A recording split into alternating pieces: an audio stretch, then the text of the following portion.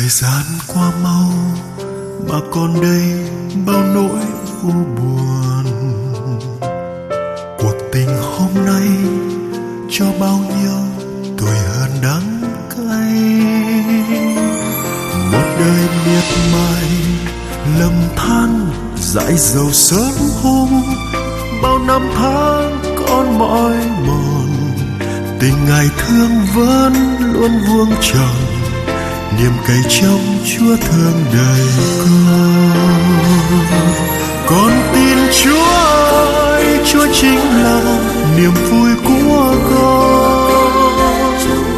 Tình Ngài đỡ nâng cho con qua muôn ngàn nguy khó. Con tin Chúa ơi, Chúa chính là niềm an ủi con. Ngài hằng chở che cho con thoát những ngày tối tăm.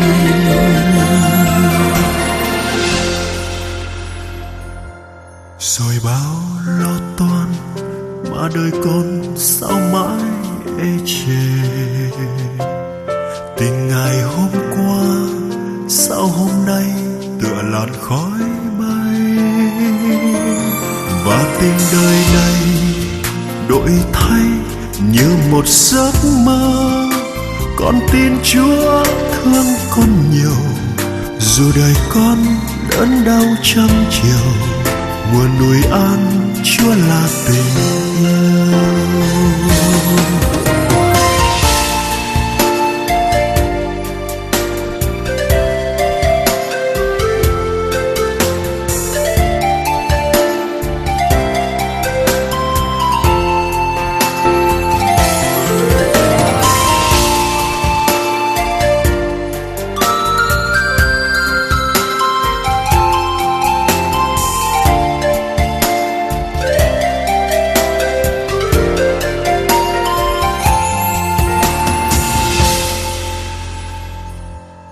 Dù hôm nay đây đường chân ai vương vấn bên lòng, tình Ngài bao dung luôn cho con trọn niềm tin chung.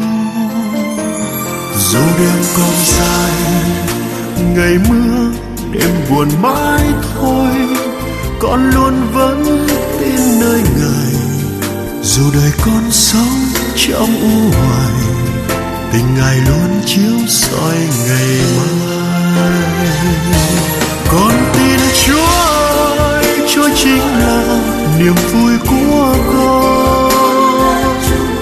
Tình Ngài đỡ nâng cho con qua muôn ngàn nguy khó.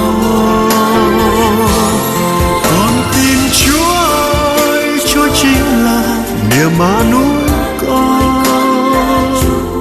Ngài hằng chở che cho con thoát những ngày tối tăm.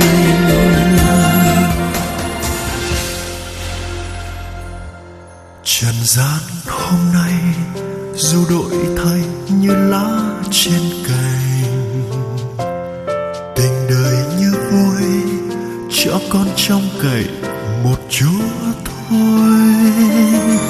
Tình Ngài nhiệm màu dìu con qua từng tháng năm, con luôn bước trong ân tình. Ngài gọi con sống trong an bình, Ngài chờ con giữa anh bình minh. Con tin Chúa ơi, Chúa chính là niềm vui của con. Tình Ngài đỡ nâng cho con qua muôn ngàn nguy khó. Con tin Chúa ơi, Chúa chính là niềm an ủi con. Ngài hằng chở che cho con thoát những ngày tối